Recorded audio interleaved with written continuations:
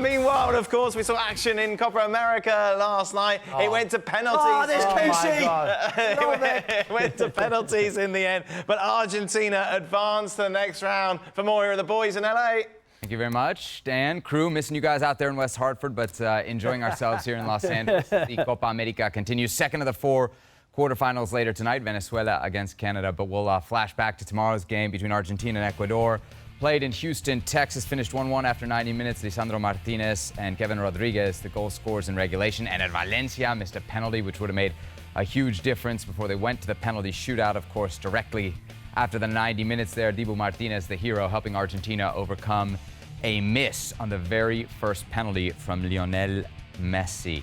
Ecuador have actually parted ways with their manager, but of course the story here is Argentina, their lackluster performance, the lackluster performance from Lionel Messi. Alejandro Moreno, of course, as you see with us now. Ale, is Messi's productivity or lack of productivity Argentina's biggest problem right now?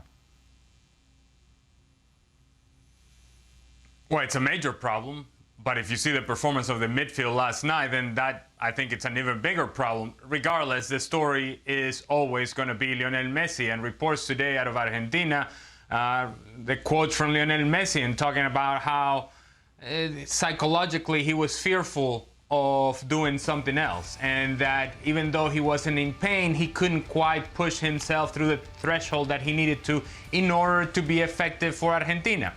And if that's coming out of Lionel Messi's mouth, then I think if you're Lionel Scaloni, and this will never happen, but this is what I think. If you're Lionel Scaloni, you say, well, wait a minute.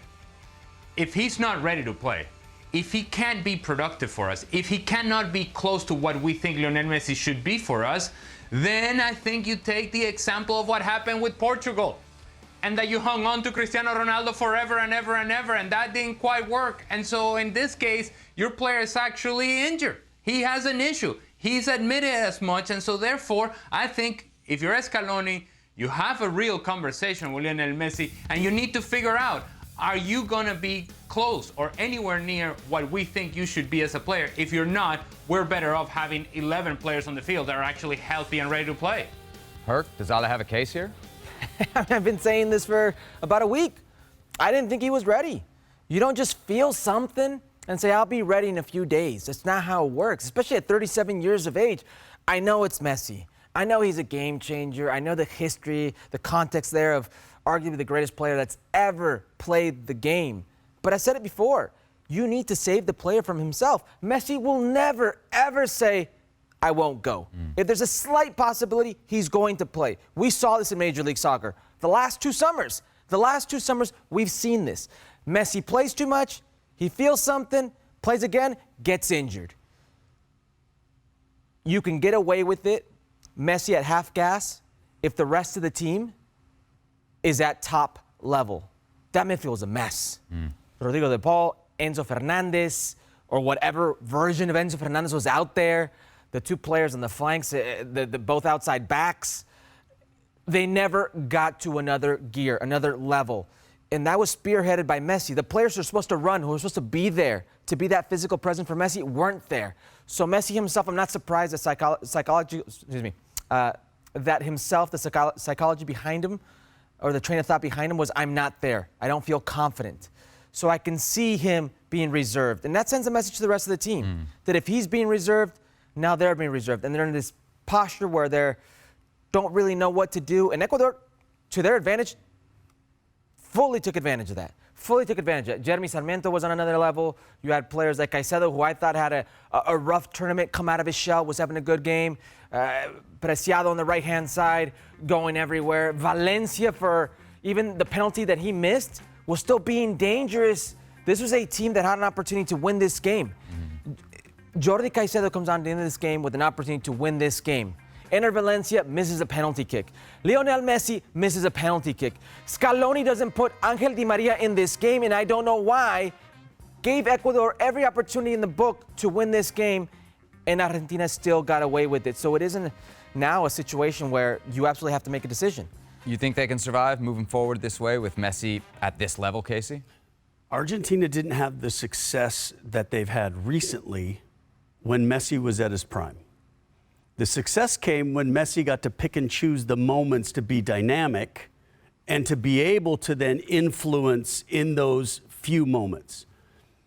What we saw yesterday was that lack of ability to truly influence in those couple moments that he's proven over the last couple tournaments that he can do. And I think that's the biggest worry, because I think everybody on that pitch reveres Messi so much for Argentina that they're like, look, we will run through a brick wall for you for those couple moments that we know you're the only one on this planet that can do that. And when that's not there and was nowhere near even looking like it was going to be there, that's where it can be difficult, because you truly accept everybody else was subpar. And then when Messi was so far subpar, there was a huge disconnect. I almost feel the field played some role in this game For sure. as well. No With question. Messi, He psychological. mentioned it after the game. Yeah, in the you're press, thinking yeah. about it. It's a heavy field. You're thinking if I do a little too much here, I can pull it here. You're trying to save yourself for what may be. But that's the thing. You could have allowed Messi to rest here. You could have played Angel Di Maria in the facilitator role like against Peru, and he played so well in that game, so well. And I understand it's Peru. I understand. But Angel Di Maria has been there for the biggest of moments, in Argentina's recent history. A Copa America final in Brazil, scores the winning goal. The World Cup final, like he's been there in some big moments. You can allow Messi to get that rest and play somebody else there, and I feel still get away with it. But the moment he plays and he's at half gas, the midfield's at half gas, the outside backs don't look comfortable, you just give Ecuador all the time, liberty, and confidence in the world to get at you. Ale, a few days ago, we asked you who was your favorite kind of going into the quarterfinals of the Copa America. I believe you said Argentina. Let's say Scaloni listens to this conversation, he buys into it, and he sits Messi for the upcoming games. Do you still think they're the favorite without him? They will be the favorites against whoever they play in the semifinals. Yes, absolutely. And if they make it into the final, then you've given Lionel Messi enough, we would assume, enough rest for perhaps him having somewhat of a full recovery, and I still would have Argentina as the favorites. If Argentina were going to lose, it was last night. And if they didn't lose last night, they're not losing. They had every reason to lose that match against Ecuador, and somehow they survive. I just don't see Argentina losing a semifinal to either Venezuela or Canada. And once they get into the final, this is a team that we have learned over the last couple of tournaments, they don't lose finals. Doesn't matter who they play or where they play. For me, it's important though, and to Kasey's point, you're willing to wait for the special moments of Lionel Messi as long as he's not just walking. Look, he's got to be able to move. Now, I understand that sometimes he gives you the slow jog, and sometimes that's part of who he has become as a player. And everybody's willing to live with that. But he's got to be able to move, and he was not moving last night. And again, it's a tough decision, but this is where Lionel Scaloni, I reiterate, you have to have this conversation first and foremost with Lionel Messi. And I know Messi sort of calls the shots, and he is the one that is going to decide I play or I don't play.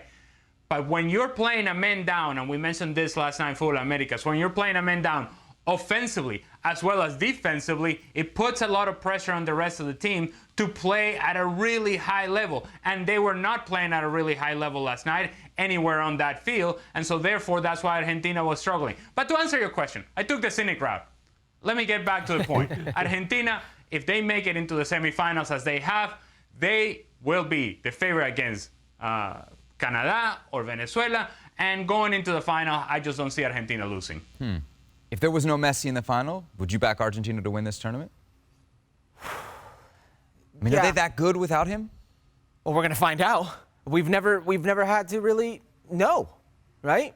Because for as old as Messi is, for as much as he walks, and he does walk, they've been very, very good in tournament play. Whether it's Copa America or the World Cup final, and I mean very good in winning. Because we can go back to the last World Cup. They struggled against Saudi Arabia. They lost that game. They struggled against Mexico. They won that game. They struggled against Poland. They won that game. They struggled against Australia. Guess what? They won that game. They struggled against the Netherlands. Guess what? They found a way to win that game. And being up and struggling against France, guess what they did? They found a way to win. But they weren't working with this. You have they to didn't have respect Messi that. in all those games. They had Messi in all those games. That's right. That's right. We don't know. You could argue he was the difference in all those games. We've never seen it. But that's the thing. We've never seen an Argentina without Messi. I can go back to 2014. So I think it's a World little Cup. bit foolish to expect that they would be at the same level without him, no? Even if we've never seen it. Well, you would assume he's a massive you still player. have a lot of different players there. And you're going to look at the rest of the field. Ali just mentioned. Can they beat Canada? Can they beat Venezuela? Yes, I believe so.